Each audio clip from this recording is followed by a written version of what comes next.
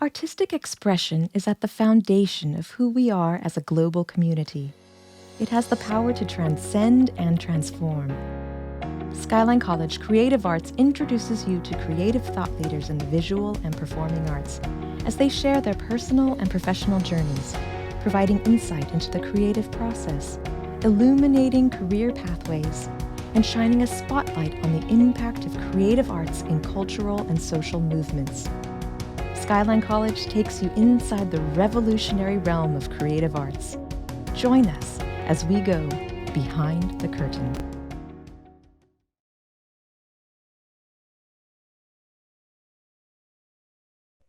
Jamie Gustus, I can't thank you enough for doing this. I appreciate you. So tell us about baby Jamie. When did you start dancing? Age 6. Age 6, I started dancing. Everybody in my family got a mandatory year of dance. My grandmother was a dancer in Pittsburgh back in the day, like a long time ago. And she got actually hired to go to New York to dance at the Ziegfeld Follies. And her father, my great grandfather, said, no, not going. Back then, no, only whores dance, that kind of stuff like that. You know what I mean? And she couldn't go. So since her dream was kind of ripped from her, what happened was that everybody in our family got a mandatory year no matter what. And I come from a police and military family. So you can imagine my bodybuilding brother and all the football players and everybody, you know, doing a year of dance. It was always really accepted in my family though. Like I was good at it. One of my other cousins was good. My sister was pretty good. She went to college for it. But I was the only kind of one that went pro. But so, yeah, everybody got it. If you were good, you kept doing it no matter what, because it's in our blood kind of thing. And where was that? Where were you dancing? When I was younger, in Connecticut. Okay, cool. So you go on and do that. Now you're like 15, 16. What are you thinking? I actually quit when I was like, I think I wanted to quit when I was 12 or something like that, because I was just getting too much flack. You know what I mean? Like, yeah. And so then what I ended up doing was I ended up quitting for like 1 year, but I just kept tap dancing. You know what I mean? Because that was my thing. And then after it, I missed it so much, and I just kept doing it. You know what I mean? And then I just learned to fight. You know what I mean? Then come 16 years old, I went down to New York City, and I used to go down to New York all the time from Connecticut. So about a 2.5-hour train ride just to go take classes at BDC and stuff like that by myself at like 13, you know? And, so I used to go down for auditions, and they were having an audition for a theater in the round of West Side Story. And that was my first job at 16. Cool. And where was that? It was in a place, it was in Massachusetts, in like near Springfield. Okay. You know what I mean? Yeah. So there I was, like 16 years old. I used to travel every day, like 30, 45 minutes to get there. And here I was with just some of the seediest New York City professionals coming up to Massachusetts to go do a show, and they're living there, and boy, did they just jade the hell out of me. They you know, like it was fun. It was lots of fun. I was talking to my friend Marito. We were talking about like being in New York before the Disneyfication of it all. and we were like, what? You know, like, yeah, what? Like it was just that absolute natural thing to do. I tell everybody, if you really want to see what New York was like back in the 80s, just go watch one of those movies of New York back in the 80s. And that's what it was like. You'd be walking past hookers, and, you know, it was crazy back then. It was crazy. And we didn't think twice about it, right? Like, no. It was just the norm. Mm-hmm. So, yeah. Okay, so 17 years old, right? I'm now looking at college. What's your mindset? What do you think? My parents were like, you're going to Juilliard. Simple as that. How many parents, you know, back then would be like, you're going to Juilliard, and that's what it is. And I was like, well, I mean, I'll go, you know, I don't mind that. I went and I auditioned for 2 schools, NYU and Juilliard, just so that I could have an option. And I ended up going with NYU just because I wanted more of like a university experience, mm-hmm. to kind of like get my foot into New York and still be around other people, not just performers, because we all know how annoying performers are. Right. Most performers are annoying. Right. So now you're literally, so you're just such a special case, because you've already auditioned, right? You're already traveling in New York. You're kind of doing it. Now you're like, okay, well, now I have to go learn what this was about. How did that work? I think it's one of the reasons I went to, like I said, went to NYU, just because I was using it for something else, I think, because I left after one semester. I was gone. And they sit you down in like some room, and then they try to, they're going to evaluate you. And I sat down and I was like, hey guys, listen, you don't even have to evaluate me. I'm leaving. I'm going to go out there and dance. I'm going to go out and do what I want to do, as opposed to spend 3 years here trying to learn to do what I've already been doing. You know what I mean? And the best experience you're ever going to get is out there in the real world. Right. You know what I mean? College is a big thing now. I'm a big fan of trade programs, even if it's with dance. And a trade program can really be you just busting your ass going to auditions all the time and getting a job and working and learning what that's like. Because I'll tell you what, I only see one person from NYU, and it's a dude called Mark Calamia, and he was doing Chicago while I was doing Footloose. And anybody else in that school, I never see. And we were like the lowest rung of they looked at us because they were all ballet and modern, and they just looked at us like we were just like scum of the earth. You know what I mean? And yeah. I did see one of them one time working at a register in a dance game. And I think that's the biggest takeaway, right? That for some people, that academic environment, okay, there's some things that you, because of who you are, needed to know, but there are a lot of people that academic environment, especially for arts and dance, I've seen so many people, it just bleeded out of them, that the passion is kind of gone, and especially in a program like NYU and or Juilliard, where there is that hierarchy. It is like, if you're a vocal person, it's opera, right? And then maybe legit vocal performance, and then the same thing in dance, it's ballet modern. Yeah. So when you're in that, you kind of go, why am I really here? I'm not, especially because you're in New York, dude. I'm like, the Mecca, right? It's on the corner. I don't really need to pay. Yeah. Okay, so you drop out, right? You drop out after the first semester. Here's what happened, actually. So I decided I was going to leave NYU, and at that moment, there was Jerome Robbins was actually having for Jerome Robbins Broadway. They were having auditions, right?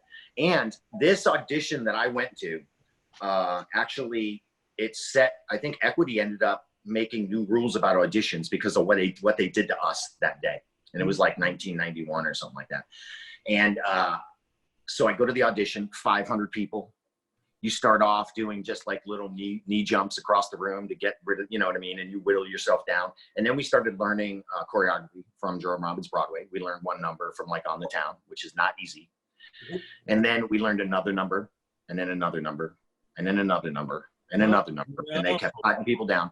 And we ended up learning like 8 different routines. And I'm talking routines. And then that was about 12 hours of auditioning. And I'm talking about dancing straight, performing, trying to get a job on Broadway with Jerome Robbins Broadway, which was like, that's my shit. You know what I mean? And so, and then they go, okay, they got us down to 10 out of 500. We're down to 10 people. Then they go, come back tomorrow, bring a song, we're going to dance again. And I was just like this. I limped home, man. I was my ass was beat. I couldn't even take a step. Any way I walked hurt, you know what I mean? I get back the next day, we dance again, I sing, and then they line us up, and they were just like, guys, we're gonna keep you all on file, but we're just looking for one shark. And I was just like, you danced 12 hours, right? Just the first day. Right, you danced the entire vocabulary. You crawl home on your elbows. Yeah. You try to figure out how to get up tomorrow, the next day, grab a song, and all of a sudden, we only need one shark. One shark. I was pissed. And I decided I quit the business. I moved down to Florida, and I was like, I'm going to be a normal person. So I went down to Florida. I became a waiter, hung out with my cousin, Mike. We played basketball every day. We did dude things. You know what I mean? And it was about maybe about 9 months, I decided to come back to New York to go see a bunch of friends, and I saw them and they were all dancing. And I was just like, there was a hole in my heart that I just realized. I was just like, what the fuck am I doing? I need to get back into dancing. So I went back down to Florida, got back into shape by teaching classes for free at a dance studio there, and then just took all the classes every day, you know. Became really good friends with everybody. And then I got a job, I auditioned for Tokyo Disneyland at fucking 19 and got that like that. And then that started a whole like wave of work for me. I moved to Japan for a year, started working there, get a call from this thing. They want me to go on a cruise ship. I went on a cruise ship, get a call from this. They want me to go to Germany. And all these things just kept overlapping until I moved back to New York, and then, you know, ended up going to Broadway and stuff like that. So, but if you can imagine, I've done every shit job in the dance world that you can imagine, all the way from cruise ships to, you know, amusement parks. At least it was Tokyo Disneyland, so they were paying me a ton. And it was better because at least you weren't looking at Americans. And at that time, because I opened Tokyo Disney, you were there at the beginning of it, so it was really nice. I think 92 or something like that. Yeah, it was pretty cool. Yeah, it was really, really nice. Now, do you remember what show you did? Did you do Peter Pan's Flight? No. I had the better one. I had the horrible one, but it was way better. The Peter Pan Flight one was actual like hard, and you didn't get any days off. Right, that was me. I did the parade. Oh, okay. Okay, but we were also the special events dancers. Right. So what would happen was we would go, and man, do you remember the old song "Asking It to Rain"? Ame ame huda huda ka. Yeah. That was our song, because if it rained, we didn't work. And you know what the rainy season is like there. You wouldn't do shit. You'd be sitting, you'd be hanging out in the dressing room all day with everybody. Right. But then also special events, we used to do a lot of the things because, you know, anytime that they were going to open something or do something and they needed us to entertain the Yakuza, we would learn a routine especially for that and do it. And so the overtime was just insane, you know. That's great. So, and what cruise line did you work on? Do you remember? I did the QE2. Back then, that was the shit. So that was the biggest one, the biggest, baddest one, the nicest in the world. Was that Jean Ann? No, that was like what the fuck was that dude's name? It was some dude from Las Vegas that kind of wanted to, you know, butt into Jean Ann's world.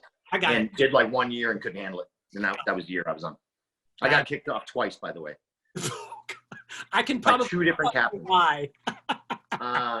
People would jump ship, and you know what happened was, like, I showed up 2 weeks late to rehearsal because I was coming from some other job, and they were kind of trying to come up with shows, and they were like, well, who can do this tap solo? And they were like, well, Jamie will be here, he'll be able to do it. Right. And it was like, oh, okay, who's going to sing this one song? And it was just like, well, Jamie's going to be here in a little bit, in a couple of weeks, so he can actually sing, he'll do that for you. And then it was like, who's going to do the pas de deux? And it was like, Jamie's really good at pas de deux. So it ended up to where I ended up doing most of the shows. Right. Like 75% of the shows was me doing stuff. Right. And so how are you going to get rid of me? Right. You have no show. And people used to jump ship so much that what used to happen was all of a sudden you'd see like some girl and she'd have her suitcase. So they're like, Barbara, where are you going? She'd go, home, you know? And it was like, oh, great. So then all of a sudden they start hiring somebody else, and then we got to do rehearsals. Right. And then somebody else would jump, and then we have to do rehearsals. Well, here's my whole thing. I'm going to mark this. I got a show tonight. And then they want, you know what I mean? I was like, a big old fuck you from me. I love it. So you do the rounds like the rest of us, theme parks, cruise ships, blah, blah, blah, blah.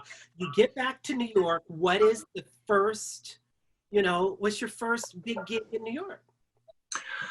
Let me think. It's at that point that I was like, and this is for everybody.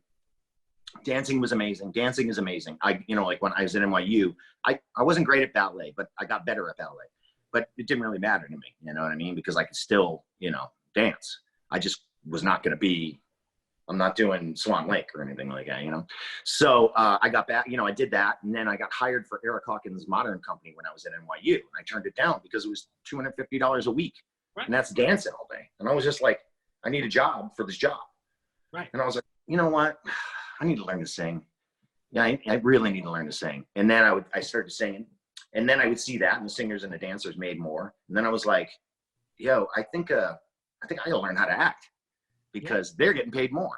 And so I was like, I'm just gonna keep on doing everything I can do to get paid. And then when you have 3 different skills, if you can act, you can sing, you can dance, you're gonna work 3 times as much that month because you have different opportunities, So at that point, I got back to the city. I got an agent like that. A buddy of mine, Lee Cherry, I run into Lee Cherry on at the Equity Building because I'm looking at auditions. And he goes, oh, I'm going up to see, I thought he said I'm going up to see my agent, but he says I'm going to see an agent. Like he was just going to go talk to him. And I said, oh, here, give my resume, give my headshot. Well, the fucking agent called me back later that day and was like, come in, meet me tomorrow, blah, blah, blah. And then at the end of that meeting, I had an agent, you know what I mean? So just like that it was great. And then what happened was I was like, so why'd you pick me? And he goes, how could I not? You know, you gave your headshot to somebody else coming to see me that so that was that. And then they used to send me out on auditions, and I got Where in Time is Carmen Sandiego, which is like a kids game show on PBS where, you would sing, you dance, you act. And then I got a chance, you play a ton of different characters, like from an 18th century fop or a 16th century fop to like anybody. It was crazy. So that was fun. That was fun. Real character. Your resume is so big, but where in the world is Carmen Sandiego makes me always fanboy over you? That is crazy. I used to live in Sunset Park, and it was funny because like I used to have a couple of dogs, and I used to walk my dogs, and it was hard to walk down the street, like all the little kids that would watch PBS. It was, it was pretty funny. So but that was fun. How long did you do that? I did the last season. They canceled it after that. Okay. You know me, I like short runs. With the exception of Footloose. I like doing my thing and getting out and starting something new. Well, you're like the rest of us. You just we just get stir crazy. We need so much variety in our lives. Yeah. All right, so Carmen Sandiego is over now. What are you thinking about? Oh man, at that point, I really wanted to stay in the city because I had already been to Germany. I was like in Germany. I was the tap choreographer for Monte Carlo Sporting Club. I did that, and I'd done like 6 years traveling around the world. I was like, I really want to get a Broadway gig because I just want to say I did Broadway. I want to be able to say it. You know what I mean? Because as meaningless, kind of meaningless as we are as performers, if you really look at the situation we're in right now, entertainers really aren't that important. You know what I mean? If you really think about it, when life is back to normal, we're important because people get bored, and it really is a higher development. But as of right now, if I'm sitting at a table with a doctor, an astronaut, and a lawyer, and I tell them I did Broadway, they were always like, really? Wow, that's cool. And I was like, you fly in space. And he's like, yeah, tell me about Broadway. You know what I mean? So I just wanted that. And then Footloose came along, and I auditioned for that. I rolled out as much of the badass red carpet as I could at the audition, and I got the job. Like, it was good. Dean Pitchford told me I was actually the first one to really get hired.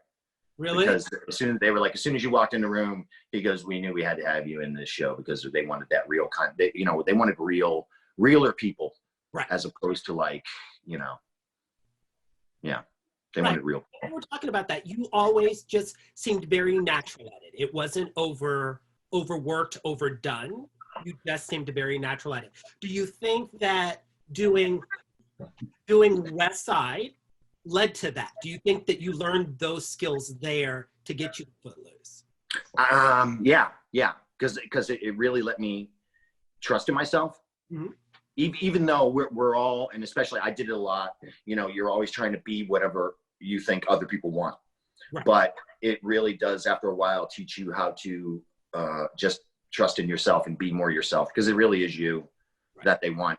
You're not like you're not Daniel Day-Lewis, becoming a character. That when I walked into the room, they knew what they wanted me to be, and I was it already. So it was just be yourself, and you're gonna be cool. Just don't fuck up.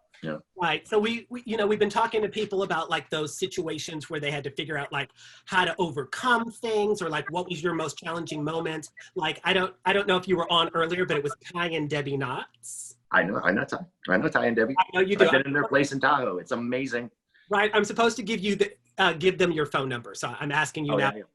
Cool. So sure. I was talking to them, and they were talking about after our West Side, they took one over to Taipei, and they had this earthquake while they were over there, and 20,000 people died, and they had to kind of get through that, right? So crazy. Well, I know you had a little moment in West Side Story where you had to overcome a little something. Tell us about that moment and kind of what was going through your mind even after that. Well, if anybody should tell the story, I think it should be you, because you had the front row seat for it.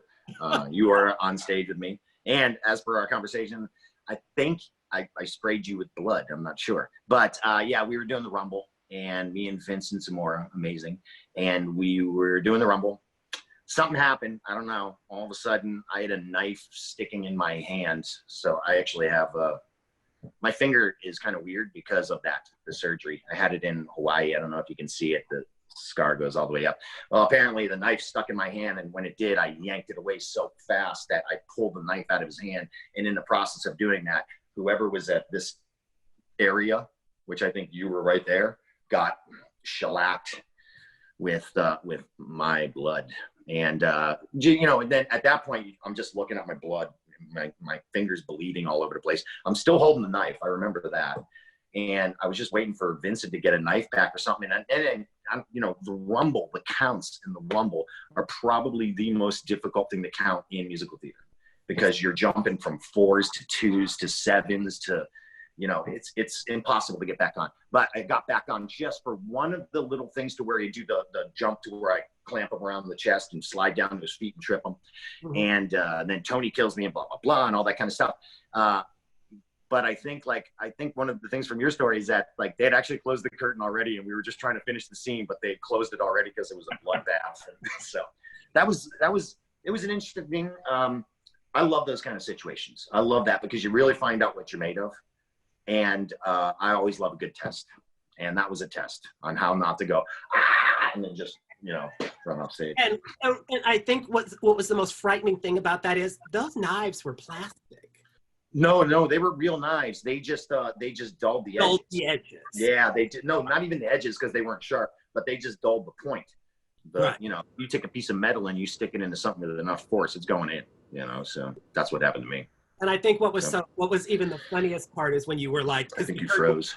Right. Oh, I'll come back. Yeah.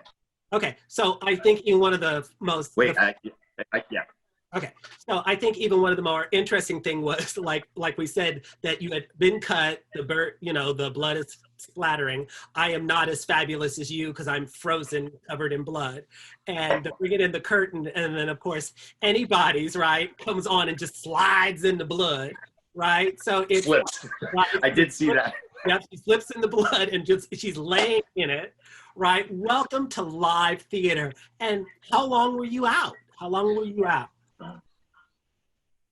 what was it? Six weeks? I want to say 2 months. They told me it was going to take 3 months for me to get better. And I missed, how I feel about therapy. I do my own. Yes. And I mistook what the doctor told me.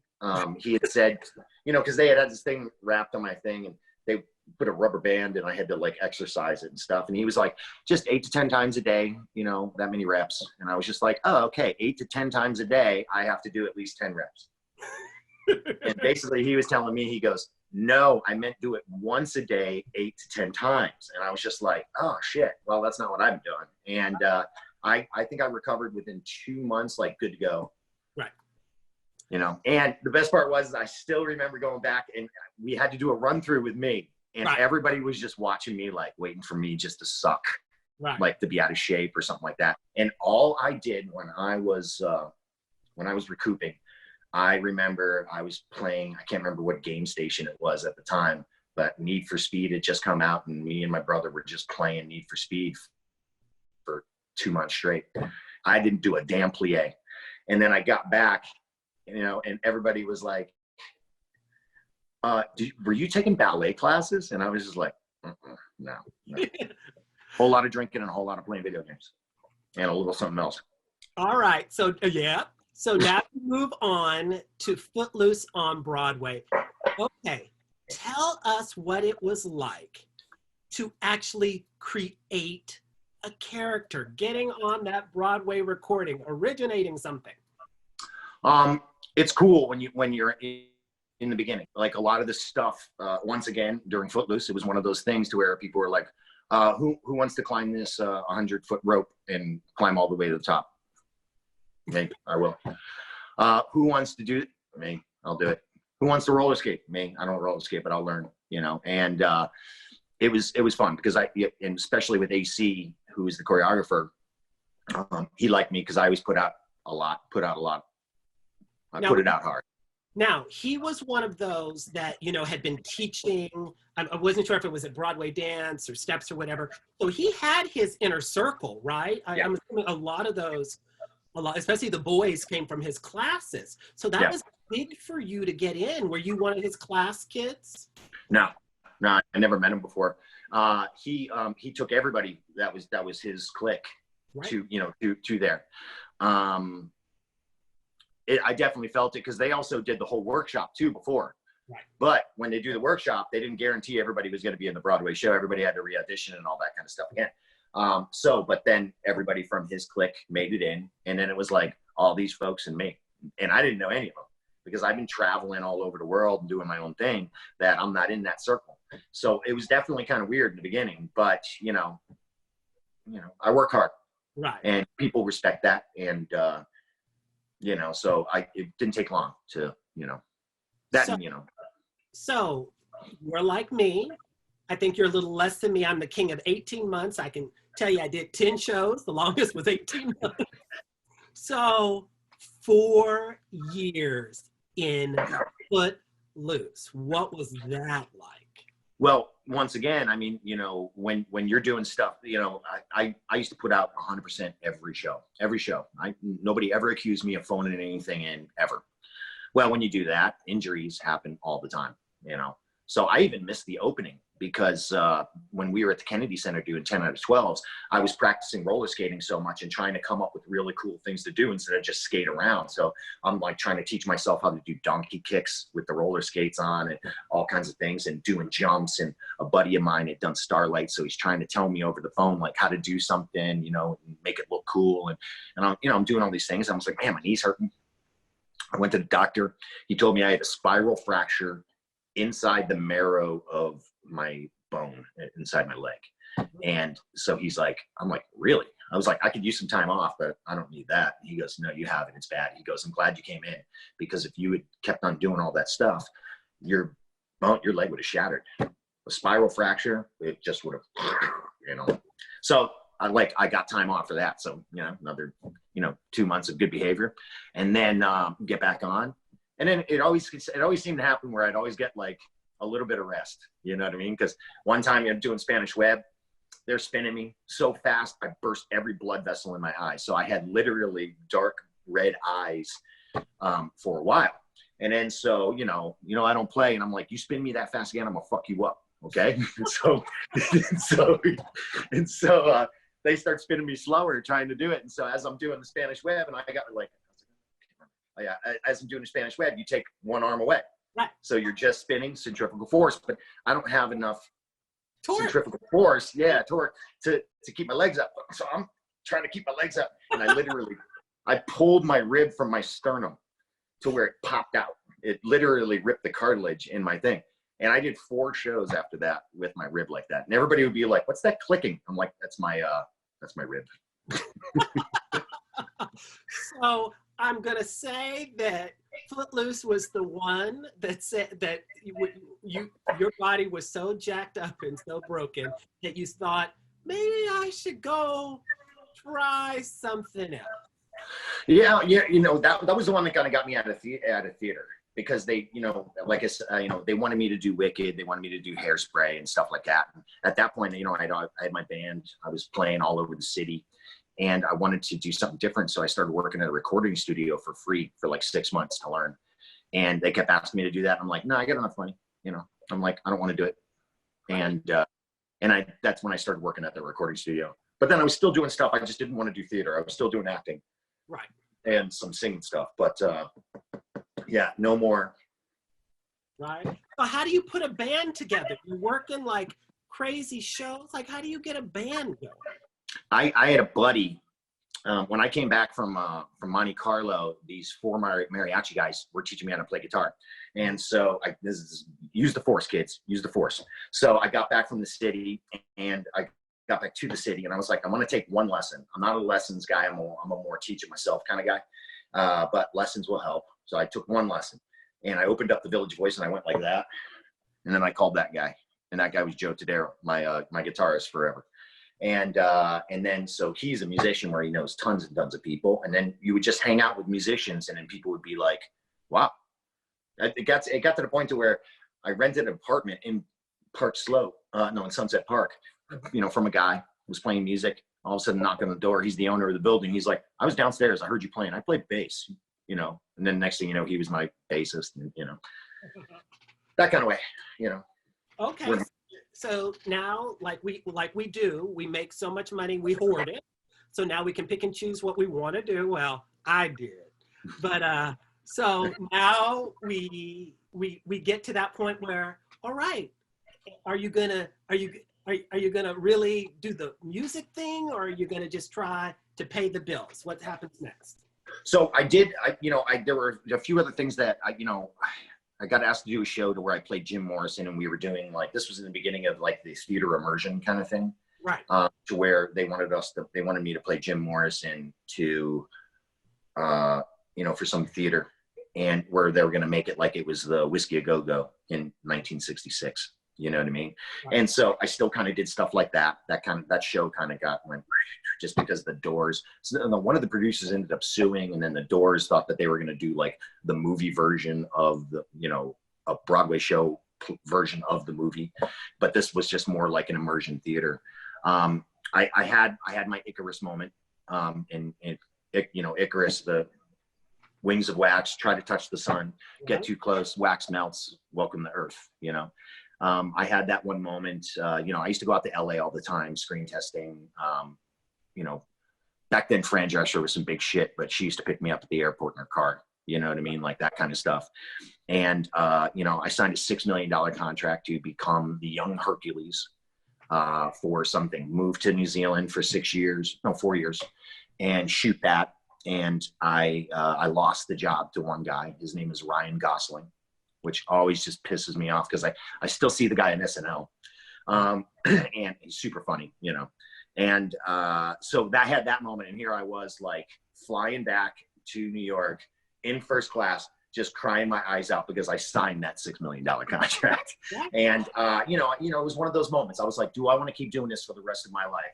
Auditioning. Do I want to be in that room standing next to that dude? And, hey, how you doing?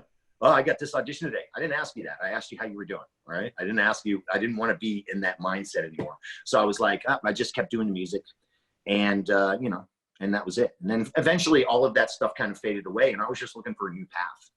I didn't know what I wanted to do, and I was just waiting. So now we get to what you've been doing for the last few minutes. What was that new job? So my cousin was a PA, a production assistant in commercials. And so he was like, hey, come work with me. You know what I mean? It's super easy, blah, blah, blah. And I was just like, all right, cool. And it was like, well, they pay you $200 a day. I was working in a truck. You know what I mean? You just bring the camera, put it on the ground, you hang out all day. That was it. And I was just like, oh, okay. And then, I was doing that for a little while, just trying to get to know people. And with my work ethic, it's not hard to find work when you work hard. It's super easy, So what happens is I got on set one day to work on set with the actual assistant director and the director and all kinds of stuff like that. And I was like, wow, I like this. And then so I heard about this program through the Directors Guild of America, to where it's called the trainee program, to where basically, you go through this whole rigmarole to get into the program. And what happens is, if you get chosen, and they only pick 1 or 2 people a year, is then you work close with ADs for 2 years straight. You have to do at least, I think it's 600 days in, it was 400 days in 2 years that you had to do. And if you do that, then you automatically become an assistant director, but a second AD. And so I got into that program, and I busted my ass. And I was working on television shows to where I did 105 hours my first week working on a TV show. And 105 hours. Or was it totally free? No, it's free. You just had to get in. No, they paid you. You know what I mean? So it was that's why I was talking about some of those trade kind of, where you learn a specific thing that you can use later, as opposed to going to school now for it. If I went to school to learn how to be an assistant director, by the time I came out, everything that I would have learned would have been obsolete by those guys who never work. Right. You know what I mean? Go work with the people who work, and then you're going to learn from the best. And that's what I did.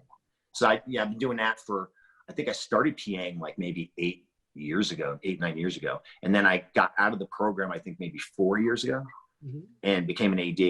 And, just been kicking ass, taking names since then, you know. So what are we currently ADing? Is there anything that you're currently working on that we may know?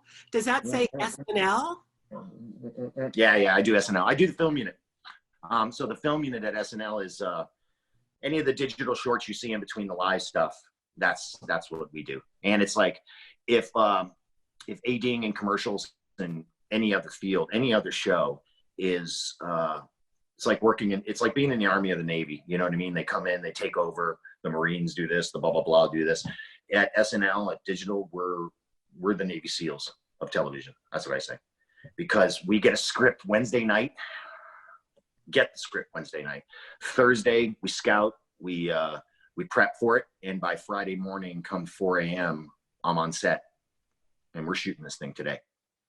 So and then they take it, they edit it, and then of course they throw it on Saturday night. So basically within 72 hours, they write something, we achieve it, and get it done, and it's out on the air, and then see you next week, kind of thing. Now you have to tell them your crazy wackadoodle schedule. I was trying to make a rationale of it, and there is no rhyme or reason. So let's just talk about like what a year looks like for you. Well, it's funny. I can work like I'll work maybe about 150 days a year. Mm-hmm. Not long, not much. But when I'm working, I've done 40-hour days. I've been up for 40 hours straight on the clock working. And that's an ultimate in willpower. Willpower is how you get everything done, and that's what you do. So, but yeah, I'm up at 3 a.m. I might come back at 3 a.m. on regular days. If it's a 12-hour shoot or, like a 14-hour shoot, I'll be like, whew, let's go get a drink, But, let's talk about like what it looks like, your schedule, like how many weeks and then off and on, what does that look like?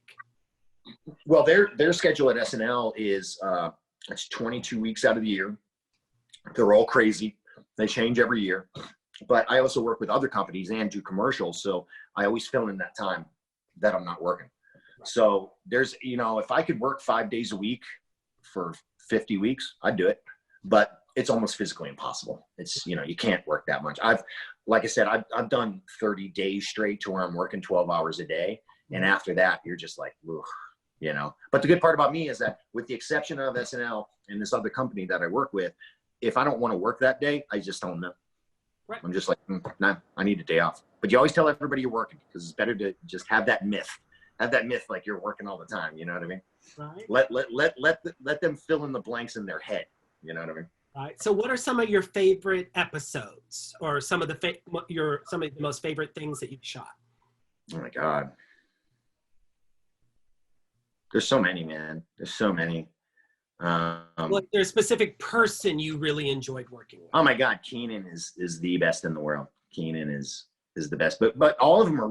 Everybody in the cast is really cool. Everybody at SNL is really cool, because you got to be cool. If you're an asshole, you're out. You know what I mean? Nobody wants to work with an asshole. Nobody wants to work with an asshole. So you got to be cool. And the hardest part for me is that I run everything. So it's like I need people to get to do things, but at the same time, I got to do it with a smile, or at least just give this face, Right. So, one of my favorite one, we did the Oscar the Grouch Joker parody. That was 26 hours of a lot of work. But when we saw it, it was just amazing. And then of course, Friendos is one of my favorite ones, where it has, who is it? It's Chris and Keenan and somebody else. And actually Childish Gambino. And they do a rap video, but it's all about how they go to therapy. And it's the best. And then if watch it, if you've ever seen it, it's called Friendos. And if you want to see Keenan go, Lambo, it's funny as shit. It's one of my favorite ones. But the Oscar the Grouch is my favorite one. Okay, so I love that you pick up these gigs in between. So why don't you tell us about a specific gig maybe that you picked up that kind of had some relevance back to West Side Story? Oh yeah. I just did so West Side Story is on Broadway now, and Ivo is doing this whole thing to where there's huge media screens behind. And so we had to go out and we had to film all of this. I was the AD for the video portion of it. And I did it strictly out of my love for West Side Story. strictly for my love out of West Side Story. You know, I still have yet to see it. I don't know how it's doing. I'm sure it's going to be good just because it's so different. But at the same time, I like theater as pure as possible. You don't need to, don't ruin it. You know what I mean? Come up with something else. Come up with your own stuff. Don't be changing stuff. You know what I mean? If you're a genius, do it. Do it the way he did it. Do it on your own, you know? But I hear it's doing well. Right. And it was fun to hang out with all the kids. And I actually got a tattoo. I got one of the tattoos from the show. It's all on my arm. It's all down my arm. And it's the one that Riff has actually. And it's from Shakespeare. It says, these violent delights have violent ends. Yeah. You know, but that's over my destroyed shoulder. So it's like, oh, I love it too. I got wanded at the airport and my arm lit up the thing. So when they put me through the metal detector, it was like, wah, wah, wah. You were so funny. So you're like I said, you're also like me, that we just kind of fluttered around like butterflies. We weren't, you know, we had like Shea Sullivan, and like her whole life was really like Henry Latang, and you know, like literally she like spent her whole time from like 12 years old to when he died. Like she actually has his and we didn't get to this, she has his Tony at the house, Henry Latang's Tony, because that was her mentor. Can you say that you had a mentor? Do you ever think back and look and go, this is the person who shaped me? Interesting. First of all, Henry's nephew works at SNL with me. He's a prop guy. Yeah. So funny, because I was tap dancing one day on set, and he was just like, "You can tap," and I was just like, "Yeah, you don't know shit about me." And he goes, "You don't know shit about me. My uncle is Henry Latang," and I go, "Get the fuck out of here." So mentors. No. Here's the deal. This is I guess what I would say. Yeah, I've had a lot. You should have 1 million mentors. What do they say? It's what is it? A genius steals from everybody and a hack steals from one person. Not to call somebody a hack if they only have one mentor, but that's the way I looked at it. Is that you can learn so much from so many different people. There's no reason not to eat from every one of the fruit baskets as opposed to just eating apples all the day. You know.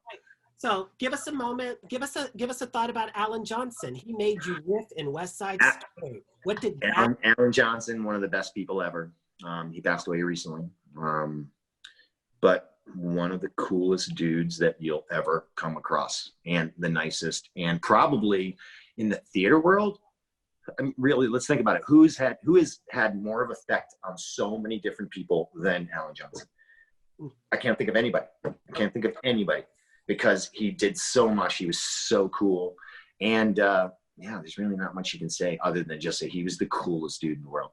And and of course we look at the musical of like the producers, but we didn't know that Alan Johnson was the movie Springtime for Hitler. Like this dude was ridiculous. Like when you walked into his house and you saw all his Emmys and all of that stuff, you go, this little man who was so sweet and so loving, just he touched us all. Like the tentacles are just so crazy with that. You know, he was Moses in History of the World Part 1, right? Yes. Yeah. That's crazy. Yeah. I absolutely loved it. So if there is, so think about it. It's SNL. If you were going to tell some young kid out there how they get to SNL, we just heard you ain't getting there your way because you may not live. But if you could tell someone what they like, what skills, like what do you think really was the skill that made you who you are to get you to SNL? What was that thing in you, do you think?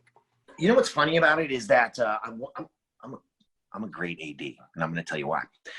Because I know what every one of those people on the other side of the camera are thinking. When it comes to like when we did the Kellyanne Conway bit to where it was like Chicago and all the dancers came in and it was just like, oh, come on guys, right over here, 5, 6, 7, 8, blah blah blah. You know. Yeah. Everything I did before, all of that, all of the TV, all of the singing, all of the dancing, all of the theater, all of the and any of the weird things that I've done, I really use them all the time. You know what I mean? And let alone the fact that I could be a little assertive, without even, you're going to feel my presence without me even giving you, with the floodgates open. So I can control large groups of people, you know, by working in bands and doing all that stuff, and you have an audience in front of you, you know, all of that stuff helps me so much with ADing. And then understanding how TV works and understanding where angles, and well, we need this angle too, don't we? Well, we need to get coverage for this, right? Or, you know, what if we do this? And well, I'm as a dancer, can I show you the best way to actually make this happen? You know what I mean? All of those things help me do it. Now, the hardest part for me to learn was, hell, you remember me, we'd get off the show, we'd go out drinking, right? We would, we'd sleep until 12, even if we had a matinee. You know what I mean? And then maybe go to an audition, you know, but I was always there early for warm-ups, get ready to do my show. And then what? Get done with the show, go back out drinking, you know, rinse and repeat, you know, blah, blah, blah, hang out with friends. So that was the hardest part for me was, you know, working, getting up at fucking 4 a.m., 3:30, 2:30 in the morning to go do this and then work 14 hours a day. And my parents are like, you're never going to be able to do it. No, everybody in my family was like, no fucking way. I became a PA at like 35. I was a PA at 35. It was like, I'm not going to be here long. I got to work hard to get out of this. You know what I mean? Like, I got to go. So that was some of the hardest part of, but I have that diligence. You know what I mean? I have that willpower. Willpower is the one thing. Willpower is everything in this world, because if you're not willing to stop, then you're going to keep going until you get what you want. You know what I mean? Or reassess your journey. You know what I mean? But so we've been talking a lot about, you know, what traditional casting, non-traditional casting, all of those types of things, body image. So I'm going to ask you one so pointed at you, and we even, my friend Susie kind of touched on it. How was it for you being a straight man coming up in New York, working through Broadway in this overtly gay, sexually charged world? Well, growing up, that's the best part about my great-grandfather. My great-grandfather was gay, and he didn't want my grandmother to go because dancers were whores. You know what I mean? So that was always kind of funny to me. It was just like, you hypocrite.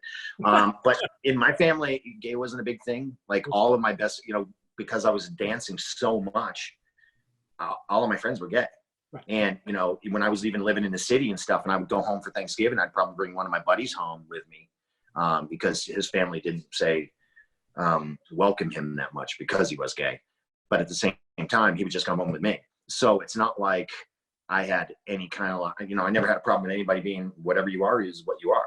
But in any kind of, you know, group, there's always going to be assholes.